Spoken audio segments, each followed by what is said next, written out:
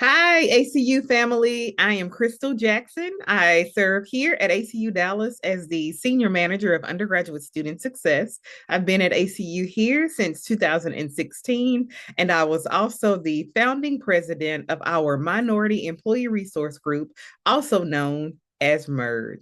I'm here today to share a little bit about the history of MERG, how it began, what the impetus was, who was involved, and I will try to, in as much detail as possible, give you all a bit of a breakdown of the timeline.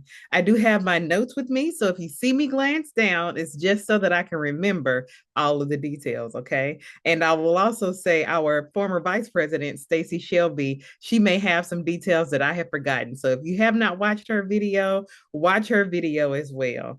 All right, family, let's get started. So in 2020, we know in the summer of 2020, our country experienced the devastating loss, or I should say the devastating murder of George Floyd. That was on May the 25th of 2020. And we were as an ACU community preparing for our first really big book study on any DEI or IEB related book. And that book was I'm Still Here, Black Dignity in a World Made for Whiteness by author Austin Channing Brown. Okay. Ben Reese, Dr. Ben Reese, and I were co-facilitating that book study. And so that summer we were preparing for the book study. And one of the things that Dr. Reese said was, Krystal, employees of color here at ACU really need some space set aside to be able to process the really heavy material in this book, especially in light of the murder of George Floyd, in a space where you all can be unfiltered and really think and process and chew through this material. And so we decided to establish a book study group that would be only for employees of color. At the time, we called that book study group EOC, which was employees of color, or COC, which was colleagues of color. That group would later go on to become MERG, but we didn't know that at that time. Okay. All right. So we were preparing that summer. The country was kind of reeling from the experience of the murder of George Floyd. Every company and organization and university was looking for opportunities to respond well to what had happened. And people of color, employees of color around the country were also trying to figure out how they wanted to respond, how they wanted their organizations to respond, and how they needed to be supported in light of such an experience. Okay. In the fall, around September of 2020, employees of color or colleagues of color began to meet as a separate book study group for the I'm Still Here book study. As we were meeting, we met first on September the 9th, 2020. And when we met, there was a ton of feedback in that meeting about things that employees of color were feeling. The weight of the experience of what was happening in our country, the weight of the experience of what we were reading about and hearing about and processing in that book. And people began to share that they really wanted to see ACU respond well to what was happening, that they felt like they needed to be nurtured in new ways, that they needed to be able to feel like the institution had their back and they needed to know where we stood as an institution. So I was taking notes furiously as I was leading that group at the time. And I remember thinking that day, I really want to make sure that I am able to represent what these employees are sharing in a way that when we look back on this, we can be proud of the way that our institution has responded. So I took down notes. That was at 2:00 p.m. on September the 9th. I did have to actually go back and go back and read my chat thread with Dr. Ben Reese and go back and look at my calendar invites. But that was at 2:00 p.m. on September the 9th.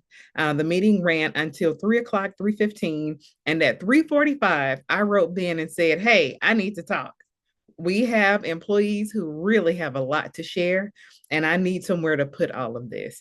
So he and I met that afternoon, and I shared what I was learning from our colleagues of color. The following week, Ben met with Stephen Johnson, Dr. Stephen Johnson, and shared that, hey, some of our employees of color have some concerns. We're in a weighty time as an institution. We're in a weighty time as a not just as an institution, as a country. We are in a weighty time. And so he met with Stephen Johnson, Dr. Stephen Johnson, and asked if it was possible. That's my dog Graham. Anybody who knows me knows that Graham is on my at my side, by my hip at all times. But he met with Stephen and said, "Hey, can we pull together a meeting with me, you, and Krystal?" And Stephen said that that was fine. Ben Reese chatted me that afternoon and said, "Hey, Stephen is good for 5 o'clock." And then there was a calendar invite on my calendar. I had to again go back because that was 5 years ago almost.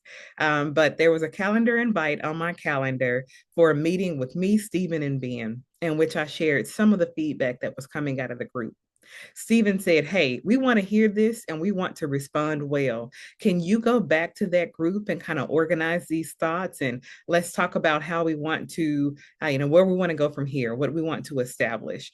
And from that point, I reached out to our colleagues of color and I said, "Hey, Stephen wants to meet with us. He wants us to organize our thoughts and think about what initiatives we think would be most impactful for this campus." And so that meeting, let me pull up my notes, guys, so that I can tell you exactly when that happened. One quick second. Okay. All right. That next meeting. Okay. Yes. Yes, yes, yes. Let's see. Okay. I actually am going to have to look it up on my screen. One quick second. Hold tight, and I will let you know when that next meeting happened. All right, guys, I am back. It was September the 25th, 2020. And so I wrote that group and said, "Greetings, all. Stephen has invited us to meet with him about our ideas and suggestions regarding future diversity initiatives. We will use this meeting as a time to prepare. We will only have 30 minutes to flesh out our ideas, so come prepared with your suggestions." Questions for us to consider. What top 3 suggestions do we have for upcoming diversity initiatives? Sorry, guys. Zoom is trying to interpret what I'm doing. Are these suggestions feasible? Are these the most impactful suggestions for the moment? How will we support these suggested ideas if implemented? Would we like to meet with Stephen alone or with the full executive leadership team? Would we all like to attend the meeting or send representatives? And what else would we like for ELT to know? So that was a prep meeting with our colleagues of color, again on September the 25th, 2020. We got together and met, and out of that meeting was established a group of 3. That was me and Stacy Shelby and Edie Robinson. And so the 3 of us met from that point forward with ELT, and we represented the full group of colleagues of color and the concerns that they had. The first of those meetings was scheduled, and I am checking my notes. Okay. The first of our prep meetings, Stacy, Edie, and I, was scheduled for October the 1st. We met collectively together to get prepared. And we, at that point, developed a slide deck that said suggestions for diversity and inclusion initiatives from the colleagues of color. Okay. So we established that slide deck. We reviewed that with the ELT team on October the 5th, 2020. They received what we had to share, and out of that meeting was developed what was then called the Diversity Action Ad Hoc Steering Team. That steering team consisted of Don Parker, Dr. Ben Reese, Dr. Joey Cope, Edie Robinson, Jessica Manning, myself, Stacy Shelby, Dr. Stephen Johnson, and Dr. Stephen Rutt. So we met collectively as the Diversity Action Ad Hoc Steering Team. And from that team was established 3 different initiatives. And if you give me one quick second, I'll open up the doc where we establish what those 3 initiatives would be. The first one, Edie, Stacy, and I took some time aside and we began to think about what we thought would be most impactful. That was our brief from the ELT team. What do you all think would be most important for us to do? I do remember Stephen saying that we really want these suggestions to come from people who understand experientially what this experience is like. And so we took time to sit down and establish three prevailing thoughts that we wanted to make sure were established here at ACU. The first one was an employee resource group. And so we split up the work, and one of my projects was to establish or to identify what other organizations were doing to support employees of color. And I found various REGs, which I'd never heard of a resource group before, or an employee resource group. And I'm sorry, I said REG, I mean ERGs.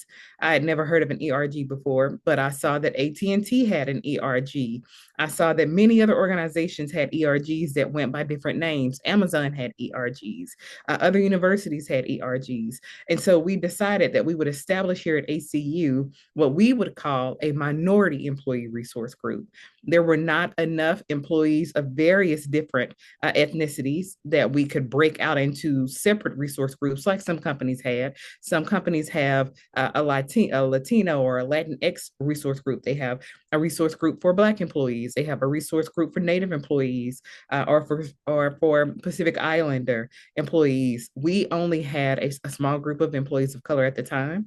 And so we thought it would be better if we pulled everyone together and established one group that was for all employees of color or all minority employees if they wanted to be involved. Okay, so the establishment of an employee resource group was one of the first things that we suggested. We next suggested what we called at that time the Diversity Action Council. Now we know it as the Diversity Action Council, AKA DAC. And so that was the second suggestion that we had. And then the third suggestion was the establishment of what at the time would be the Director of DEI. Now we know that that role has been filled by Dr. Jennifer Butcher, and she is now the Vice President of intercultural engagement and belonging. We underwent a name change amidst all of the DEI related legislation of 2024. But that position was the third thing that we established. And from that point forward, we began to flesh out what that would look like. And we also began to prepare the Colleagues of Color group for Black History Month, which was coming around the pipe in February. We worked on these initiatives throughout the end of 2020 in preparation for a launch of these initiatives in 2021. In February of 2021, we had a huge Black History Month extravaganza, I should say. We had about 6 or 7 events that we held in February of 2021. And the last of those events was the official launch of our Minority Employee Resource Group, now known as MERG, and that was held at the end of February, beginning of March. And that is how we came to be. That is how all things DEI or IEB related at ACU came to be. And so it was great sharing a bit of this history. It was great doing the research on it. It's been a while since all of these things occurred. And so I was excited to be able to kind of go through that and flesh that out for you guys. And there are more questions for me to answer. So we'll jump into the next part of this video in just a second. Thank you guys. Bye, everyone.